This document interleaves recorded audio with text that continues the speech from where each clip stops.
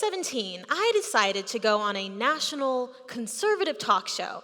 I always love a challenge, and I didn't want to shy away from this one. I had just spent the previous year teaching people in the rural South how to talk about things like abortion, working at Planned Parenthood, and I spent the previous year working at Heineken in government relations. So I love a good challenge.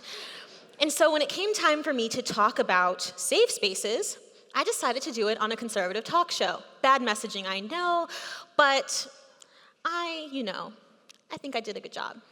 Anyway, so safe spaces in the context that in the United States, we have several different programs aimed at targeting, harassing, and surveilling different communities. Against the Muslim community, it's called Countering Violent Extremism. It's supposed to be part of this counterterrorism effort, but what it ends up leading to is further radicalization, further marginalization, and mental health issues throughout these communities who are affected.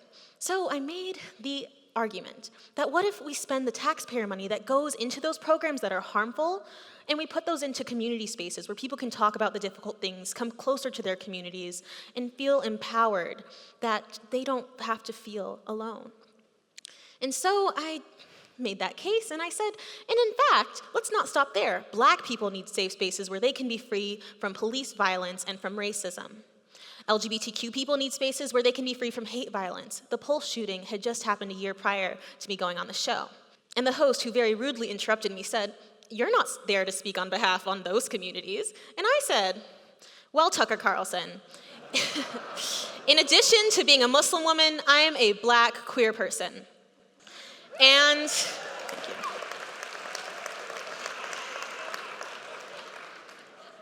And I had just come out on national television to most of my family, to people all across the world, and to all of my coworkers.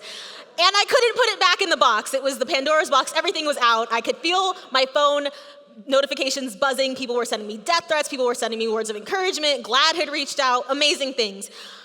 But I just wanted to get through the interview. And I think I did a good job. You can check it out on YouTube. Highly recommend.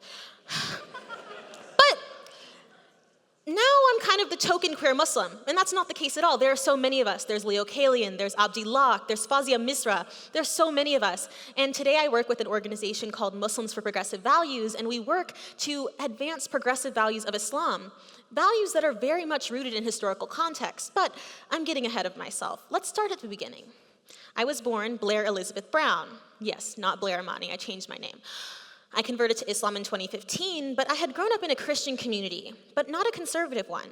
I'm blessed to say that I never grew up in a space where people were telling me homophobic things, whether that was at home, at school, or at church. I grew up in a family where literally the first time I've ever heard anything in the gray area of homophobic was last week, and it was a mistake.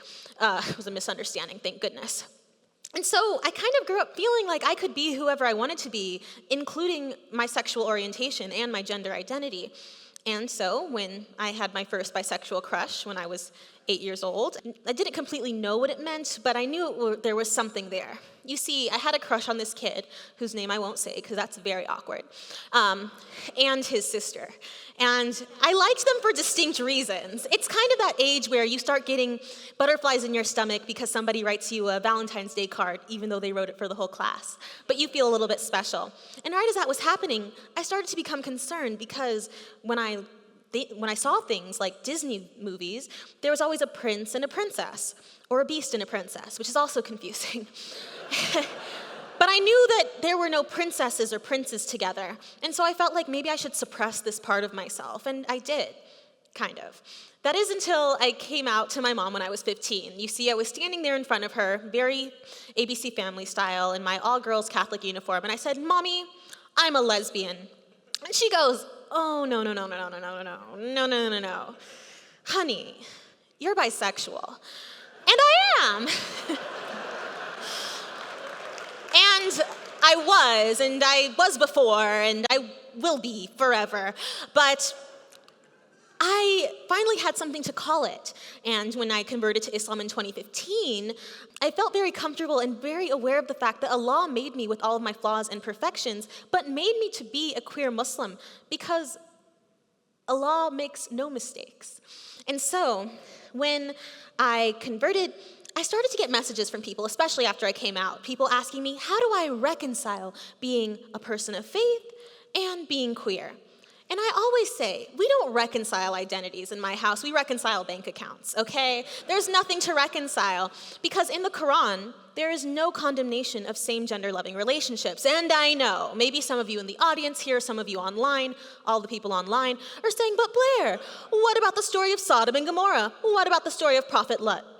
And so, for you non-religious people, oh, to be one of you.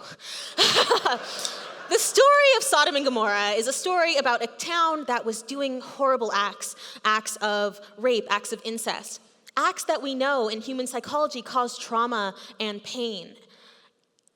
Not a condemnation of same-gender loving relationships, things that do not cause trauma and pain.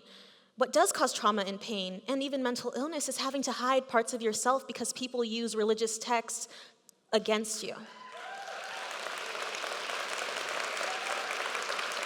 And so, first and foremost, I'm a historian. I'm also a Black woman.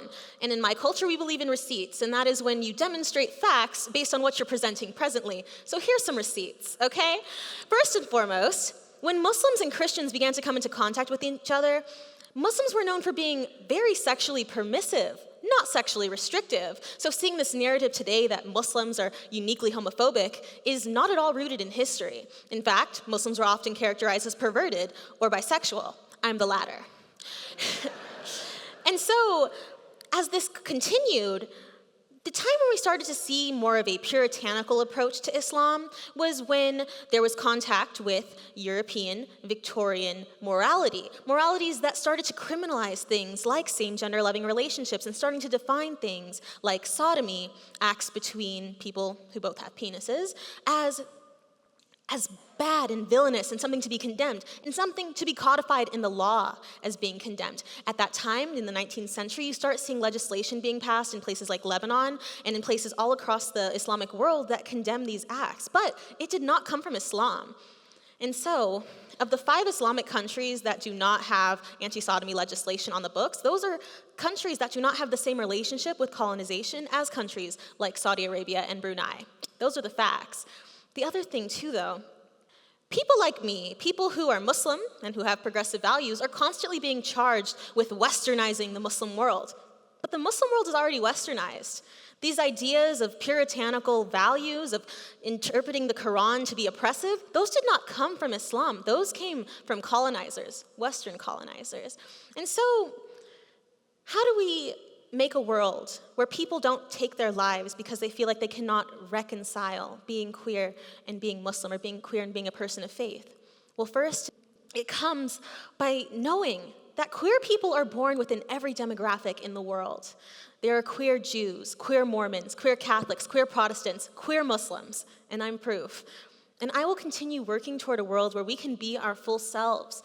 Because like the rainbow that represents us, LGBTQ people are beautiful and naturally occurring.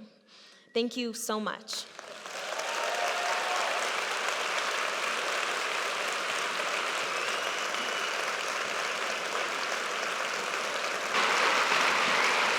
Thank you.